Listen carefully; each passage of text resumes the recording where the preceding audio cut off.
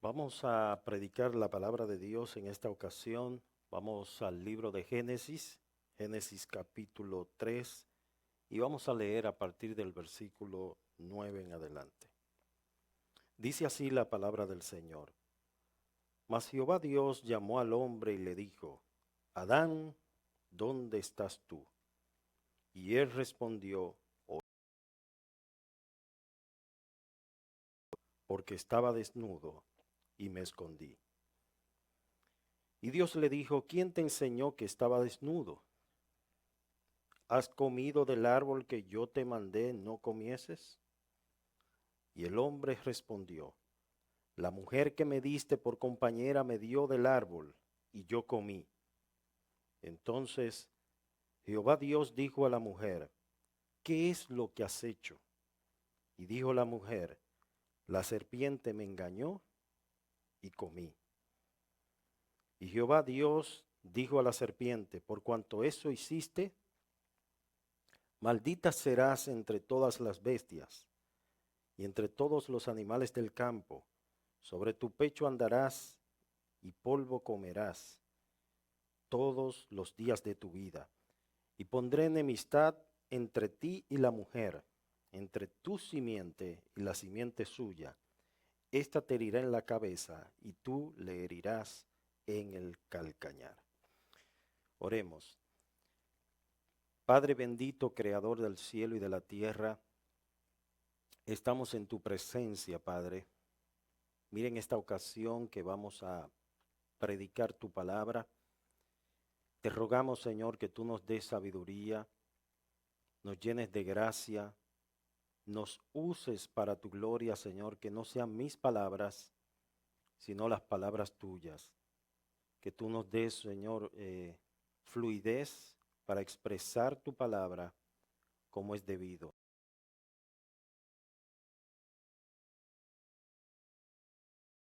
En nombre de Jesús. Amén. Este pasaje se encuentra en el contexto de la caída. Ustedes recuerdan que Dios, después de haber formado al hombre, la Biblia dice que Dios lo colocó en Edén. Edén significa paraíso de Dios, deleite de Dios.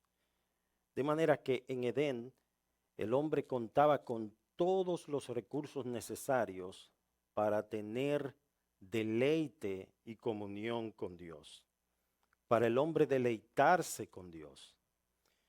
Dice la Escritura que Adán tenía una comunicación muy estrecha con Dios, de tal modo que Dios hablaba al hombre.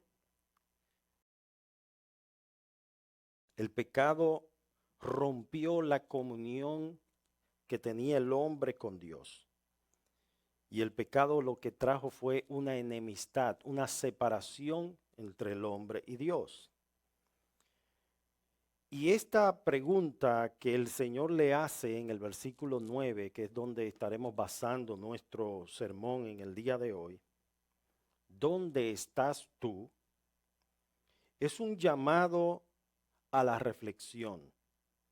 Es un llamado de Dios, no porque Dios no sabía el lugar geográfico específico donde estaba Adán.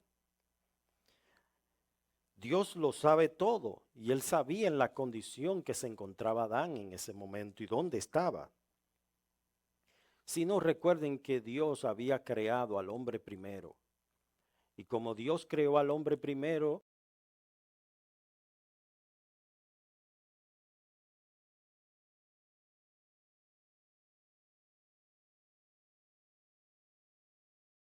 llevaba la mayor carga sobre sus hombros. Y por causa del hombre, como Dios había dicho, no es bueno que el hombre esté solo, entonces le crea la mujer. Y vemos claramente cómo los sentidos de Eva, como dice el apóstol Pablo, fueron extraviados de la verdad, cómo fueron seducidos a través de la tentación, diciéndole con que Dios os ha dicho que ustedes serán como dioses y que sabrán el bien y el mal. Y luego de la mujer haber pecado y haber caído, porque ella pecó primero, y luego sedujo a su marido, le dio también a comer del árbol, y el marido también comió, y cayó en transgresión.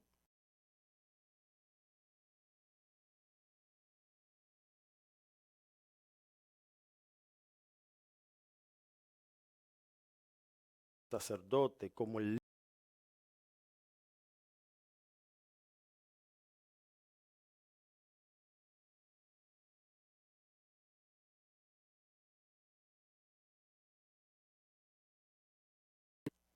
cuando Dios creó al hombre, no lo creó en el huerto, lo creó fuera del huerto. Si estudiamos cuidadosamente el libro de Génesis, nos damos cuenta que una vez Dios crea al hombre, entonces dice la Escritura que Él lo coloca en Edén. Como decíamos, Edén era un lugar con mucha riqueza donde fluían 4 ríos, donde había minerales, donde había abundante riqueza. Y no solo esto, que Dios le había preparado un escenario de abundancia para que el hombre se deleitara con Dios y con su familia. Pero vemos cómo las consecuencias, cómo la caída, la desobediencia a Dios trajo terribles consecuencias. Primero Dios llama al hombre y le dice, Adán, y le dijo, ¿dónde estás tú? ¿Dónde estás tú? Y vemos claramente que no es una pregunta de localización física, sino es un llamado a la autoevaluación espiritual. Dios estaba considerando de que Adán como responsable debía darse cuenta de su condición espiritual. Pero vemos la respuesta de Adán. ¿Cuál fue la respuesta de Adán? Versículo 10. Y él respondió, oí tu voz en el huerto y tuve miedo porque estaba desnudo y me escondí. Fíjense que antes de la caída el hombre no tenía ropa, pero no se sentía desnudo. Estaba en una dispensación que algunos teólogos le llaman la dispensación de la inocencia. El hombre estaba desnudo, pero no se sentía desnudo. No había temor, no había vergüenza. El hombre vivía en una plenitud de gozo y deleite con Dios. Pero una vez el hombre peca, vemos cómo inmediatamente comienza a sentirse desnudo, comienza a sentir esa necesidad de, de abrigo, una necesidad de ropa. Y no solamente esto, siente vergüenza, siente temor. Estas son consecuencias del pecado, porque el pecado trae temor, el pecado trae vergüenza, el pecado trae terribles consecuencias. El hombre pierde la inocencia y entonces comienza su conciencia de pecado. ¿Y qué intentó el hombre? Esconderse. Esconderse de aquel con quien él hablaba continuamente, porque él tenía una comunión estrecha con Dios. Él hablaba con Dios y Dios hablaba con él, de cara a cara, face to face. Sin embargo, luego vemos claramente cómo este hombre siente vergüenza y comienza a esconderse de Dios. Y déjeme decirle, hermano, esto es una característica muy clara de lo que es el pecado y de sus consecuencias. Cuando una persona comienza a cometer pecados, la primera reacción del ser humano es ocultarse, esconderse de los demás, que no lo vean lo que está haciendo. Esa es una reacción natural y pecaminosa del hombre, el tratar de esconderse motivado por la vergüenza. Lo vemos en David, cuando David pecó, cómo sintió vergüenza de su pecado y trató de ocultar este pecado hasta que fue puesto en evidencia por Dios, porque su pecado salió a la luz. Dios lo mostró, lo trajo a relieve. Como alguien dijo, lo que tú no quieres que sepan, no lo hagas, porque todo al final saldrá a la luz, todo será evidente ante los ojos de aquel a quien nosotros daremos cuenta. Entonces fíjese que el hombre trató de esconderse con algo tan sencillo como hojas de higuera entre los arbustos. Él conocía a Dios y sabía que Dios todo lo ve. Proverbios 15:3 dice que los ojos de Jehová están en todo lugar, mirando tanto a los buenos como a los malos. ¿Quién se ocultará de aquel que todo lo ve y que todo lo sabe? Sin embargo, el hombre en su inocencia y en su culpabilidad de pecado, vemos cómo trata de ocultarse del Señor. Ahora vamos a ver algunas implicaciones teológicas de este pasaje. Primero, la búsqueda de Dios. Dios es quien busca al hombre. El hombre estaba ocultándose, estaba escondido, y vemos que Dios es quien llama al hombre. Lo llama y lo responsabiliza de su pecado. Aquí vemos claramente cómo Dios tiene misericordia de él a pesar de su desobediencia, a pesar de que Adán había caído de la gracia y se había ocultado. El Señor no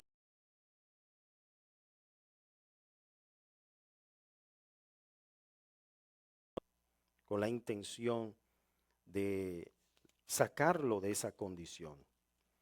Y me llama la atención poderosamente lo que dice Génesis 3, 20 y 21. Y dice, llamó Adán al hombre y a su mujer, y Jehová hizo al hombre y a su mujer túnicas de pieles y los vistió. Ellos estaban desnudos porque el pecado los había llevado a esa condición de desnudez, tanto espiritual como emocional. En todos los sentidos se sentían desamparados, pero Dios, ¿qué hizo? Él hizo túnica de pieles y los vistió. Algunos consideran que este fue el primer sacrificio que fue presentado en el Antiguo Testamento, el primer sacrificio. Dios de alguna manera tuvo que matar un animal, tomar entonces las túnicas, las pieles de aquel animal y vestir a Adán y a su mujer que estaban desnudos. Esto representa, apunta hacia el sacrificio perfecto que Cristo hizo una vez y para siempre por nosotros, donde no solamente cubrió el pecado, sino que lo quitó.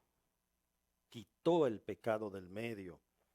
El acta de los decretos que había en contra nuestra dice que Él los quitó del medio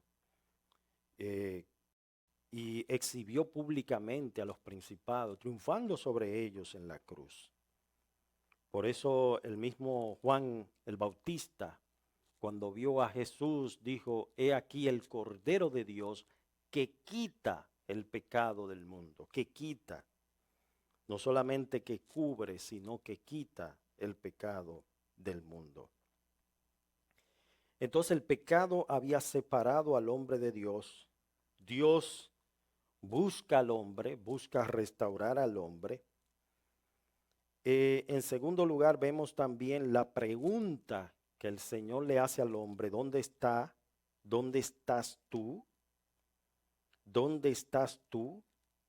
Es una muestra de que Dios le está pidiendo cuentas al hombre. Y es una intención también de restauración, de redención. La pregunta de Dios anticipa la necesidad de redención El hombre necesitaba ser cubierto, redimido, estaba allí entre los arbustos, no había solución para su situación. Solamente Dios podía restaurar a este hombre que estaba caído. Por eso vemos claramente que el Señor lo llama a capítulo, llama su atención. ¿Dónde estás tú? Era una manera como para que el mismo hombre se diera cuenta de su condición espiritual. Hermanos, por eso es importante la confesión. Reconocer nuestro estado espiritual delante de Dios. Nosotros reconocerlo porque ya Dios lo sabe, porque no hay nada oculto delante de sus ojos. Pero es importante que nosotros nos demos cuenta cuál es nuestra condición. Imagínense que hubiese algún tipo de artefacto como hoy en día que para todo existe una aplicación o un medio para medir las cosas. Y hubiese algún tipo de artefacto para medir la condición espiritual de cada creyente. Eso nosotros no lo sabemos, aunque hay algunas que se pueden evidenciar. Y uno se da cuenta de que qué le pasa al hermano, qué está sucediendo con el hermano. Parece que no está bien por los actos, por las obras, por las decisiones que toma, por lo que deja de hacer y por lo que hace. Sin embargo, es bueno sincerarse con Dios. Por eso es importante la confesión. Santiago dice que es necesario confesar el pecado. Y es vital la confesión para ser sanado. Dice, confesad vuestras ofensas unos a otros para que seáis sanados. Y me llama la atención lo que dice Primera de Juan 1:9. Dice Primera de Juan 1:9, bueno, el versículo 8 y 9. Si decimos que no tenemos pecado, nos engañamos a nosotros mismos y la verdad no está en nosotros. Es una persona que trata de autojustificarse. Es como quien trata de taparse con hojas de higuera, como el que intenta tapar el sol con un dedo, que es imposible. Es como aquel que quiere esconderse de Dios entre los arbustos, aquel que dice, no, yo no he matado, yo no he robado, yo no he pecado. Versículo 9 dice, si confesamos, y este sí es un sí condicional, Dios establece una condición. Si confesamos nuestros pecados, Él es fiel y justo. Dice, para perdonar nuestros pecados y limpiarnos de toda maldad. Claramente la Biblia nos enseña que es necesario la confesión, el reconocer de que somos pecadores, que necesitamos de la gracia de Dios para ser salvos. Es necesario esto, hermanos, para recibir el abundante perdón y gracia de Dios. El llamado de atención de Dios hacia Adán fue el mismo. Era una manera para que el hombre viera la realidad de su pecado y sus consecuencias. Pero a pesar de todo, Dios le hace una promesa de restauración. A pesar de la caída, Dios busca restaurar a este hombre caído. También vemos con la pregunta, Adán, ¿dónde estás tú? Es un llamado a la acción. Es un llamado a la acción. ¿Qué Dios quiso tratar con el corazón de Adán y Eva? O principalmente con Adán, con esta pregunta. Adán, ¿dónde estás tú? Fíjese la respuesta de Adán. Vamos a ver la respuesta de Adán en el versículo 10. Y él respondió, oí tu voz en el huerto y tuve miedo, ¿Por qué Adán tuvo miedo de la voz de Dios? Si él estaba acostumbrado a escuchar la voz de Dios continuamente. Si él ya conocía el tono, el timbre de la voz de Dios, ¿por qué en esta ocasión él tuvo miedo cuando Dios le habló? Como por ejemplo, yo escucho la voz de mi esposa por teléfono o por cualquier medio y yo ya la conozco, ya yo identifico con mucha claridad la voz de mi esposa porque la conozco. Imagínese, Adán tenía una comunicación con Dios permanente, estrecha, y en esta ocasión entonces vemos que él tiene miedo cuando Dios le habla. ¿Y por qué tuvo miedo Adán? Dice el versículo 10, porque estaba desnudo y me escondí. No solamente tenía miedo, tenía vergüenza.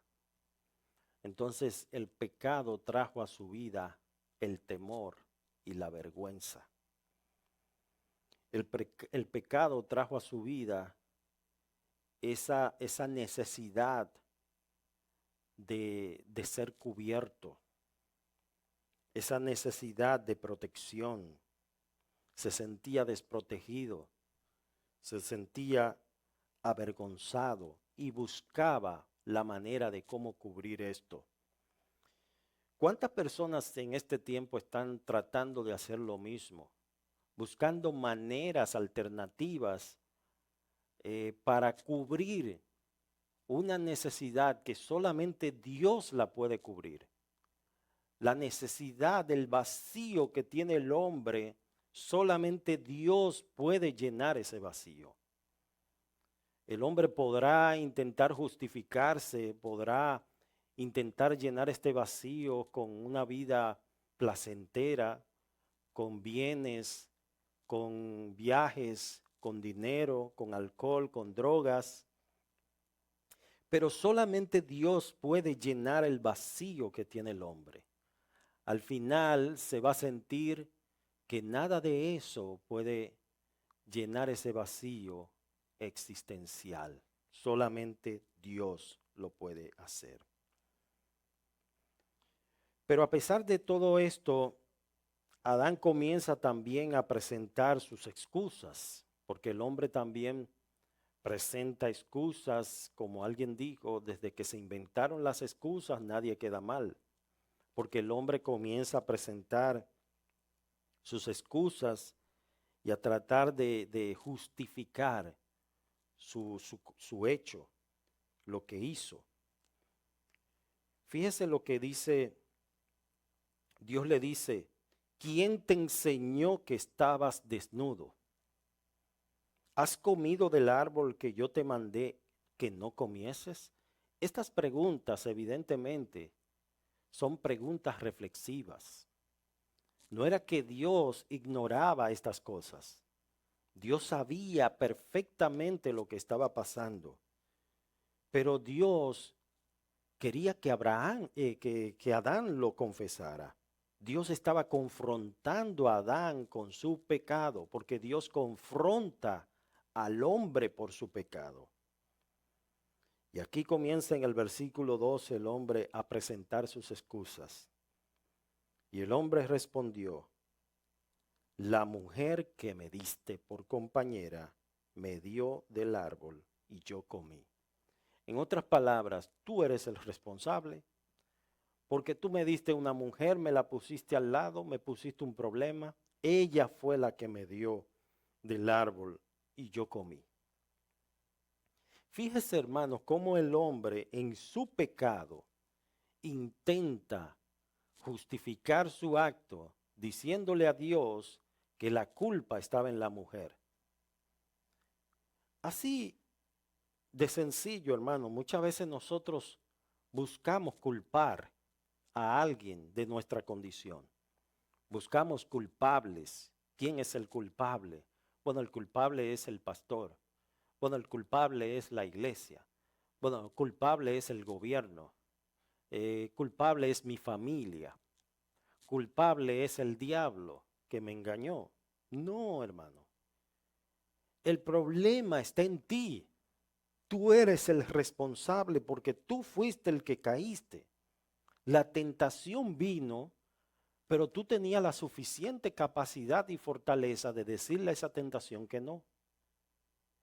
De huir de esa tentación como lo hicieron aquellos hombres de Dios que huyeron ante la tentación, ante la prueba. Sin embargo, tú caíste en la trampa de tu propio pecado. Tú fuiste enredado por los lazos de tu propia maldad. Y por eso has visto lo amargo, lo doloroso, y has visto cuán malo y amargo es haber dejado a Dios. Veamos esta cita que nos habla en el libro de Jeremías, capítulo 2, versículo 19. Dice, tu maldad te castigará y tus rebeldías te condenarán. Sabe pues y ve cuán malo y amargo es el haber dejado tú a Jehová tu Dios y faltar mi temor en ti, dice el Señor, Jehová de los ejércitos. Es decir, el pecado trajo sus consecuencias, pero el responsable eres tú. Y tu propio pecado te condenará.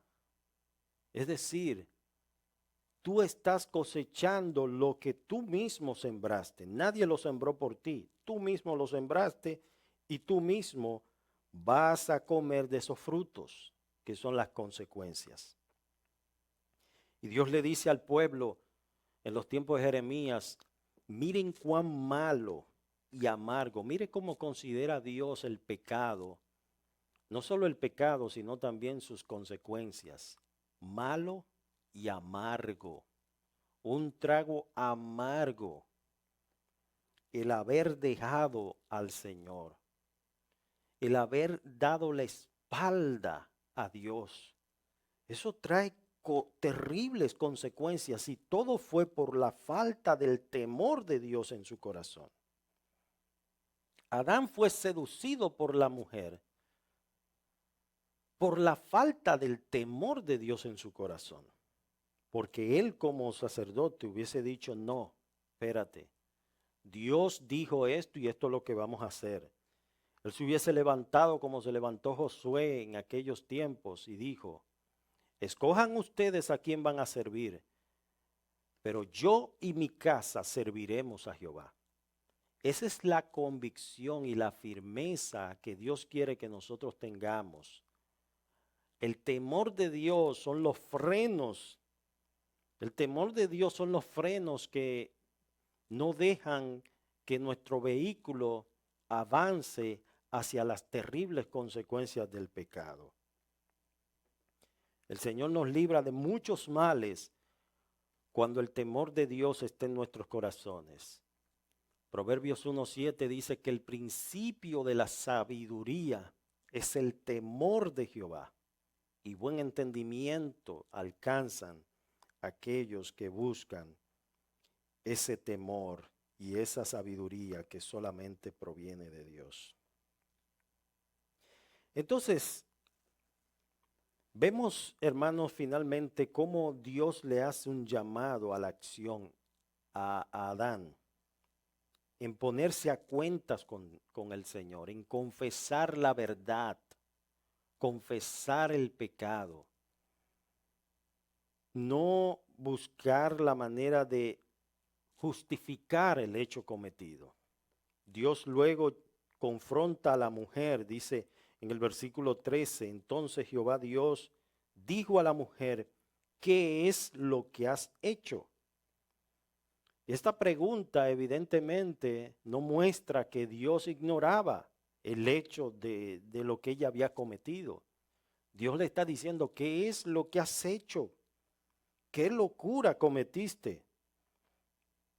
Entonces la mujer, en vez también de echarse la culpa, de decir, sí, yo pequé, yo fallé, yo cometí este hecho, lo primero que dijo fue, la serpiente fue la que me engañó. Fíjense cómo uno está culpando al otro y cada quien está buscando echarle la culpa a otros de su fracaso y de su responsabilidad. Dios trae juicio porque todo pecado trae consecuencias y trae también disciplina de parte de Dios. Dios disciplina tanto al hombre como a la mujer, y a la serpiente le da una sentencia de juicio. Le dijo Dios a la serpiente, por cuanto esto hiciste, maldita serás entre todas las bestias del campo, y sobre tu pecho andarás y polvo comerás todos los días de tu vida. Pero en el versículo 15 hay una nota de esperanza que habla del futuro glorioso de los hijos de Dios. Y pondré enemistad entre ti y la mujer, entre tu simiente y la simiente suya. Esta te herirá en la cabeza y tú le herirás en el calcañar.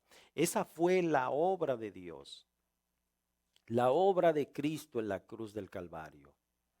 Satanás hirió a Cristo en los pies, en el calcañar. Todo su cuerpo fue herido, fue molido, fue maltratado, fue vilmente desnudado ante el pueblo. Sin embargo, Cristo hirió a Satanás en la cabeza, un golpe de muerte, al no quedarse en la tumba, sino resucitar al tercer día.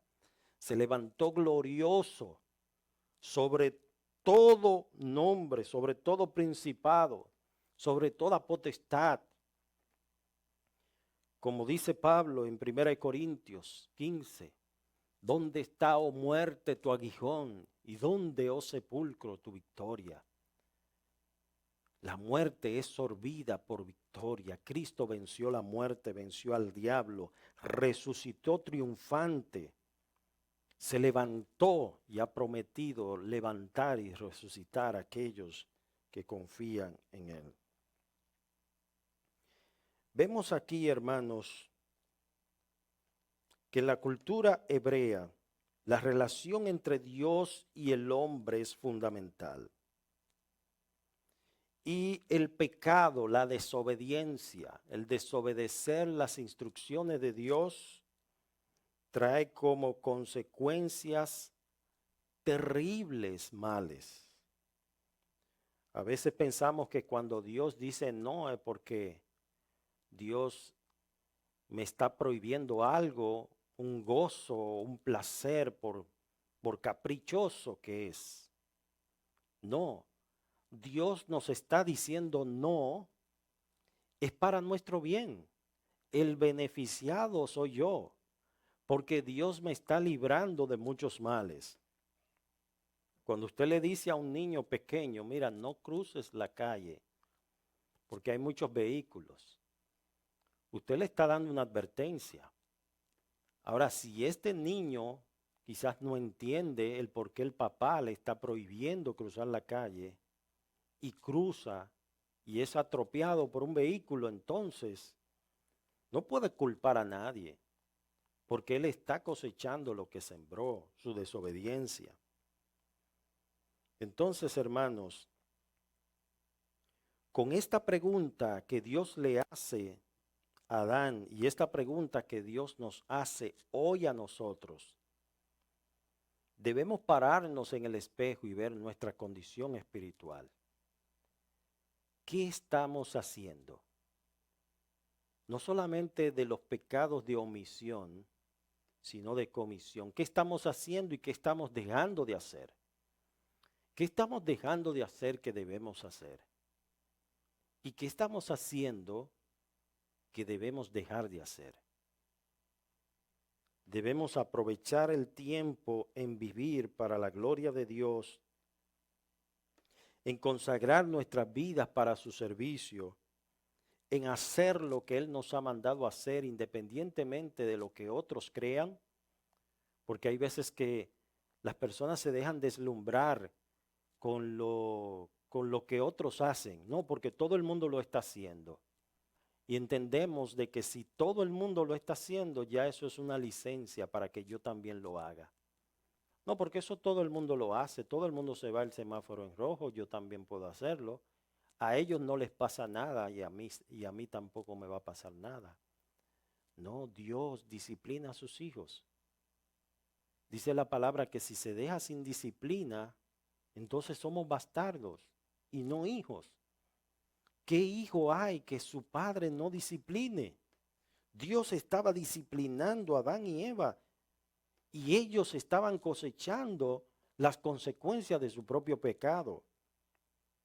El mismo Dios que los colocó en el huerto, Él mismo también los sacó.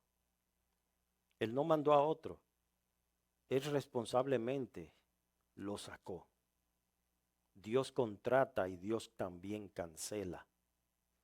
Dios es el que levanta al hombre del polvo, pero Dios también lo humilla.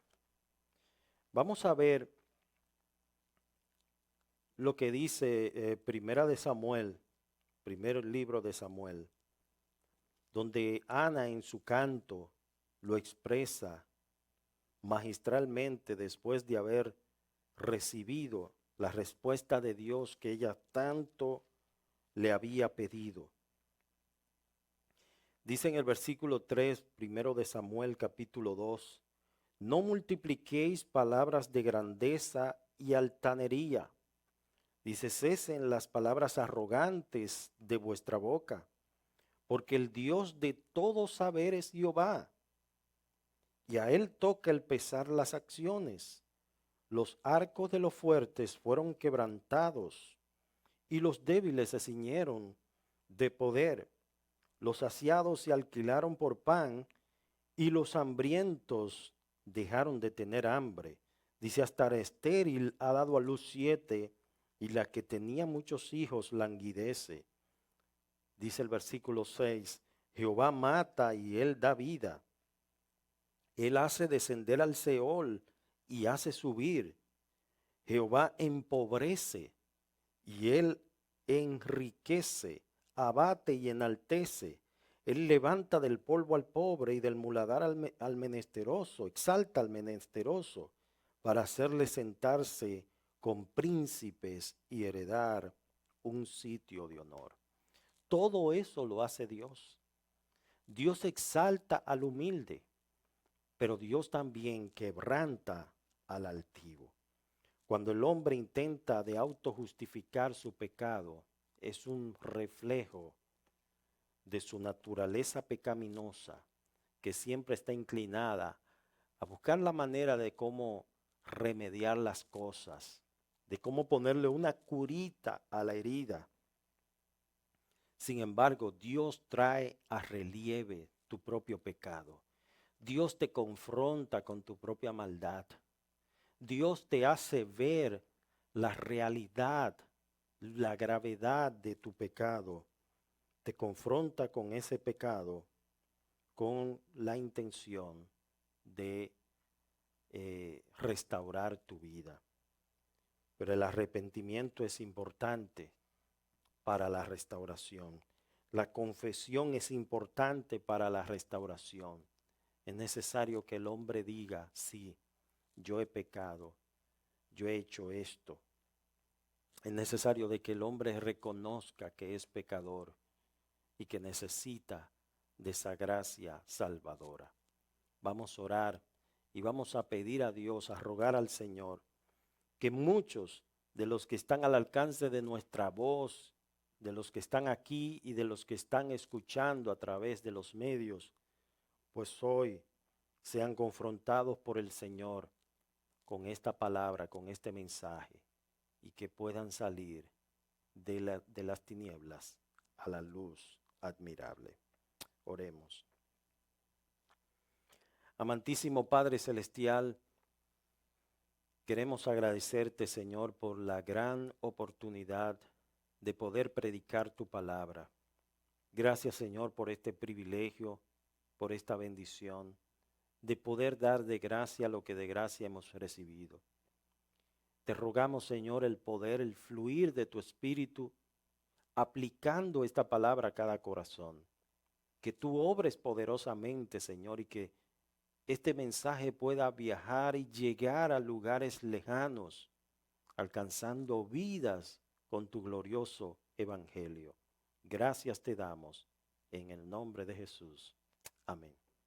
Dios le bendiga, mis hermanos, que Dios le guarde y que la paz de Dios sea con ustedes. Amén.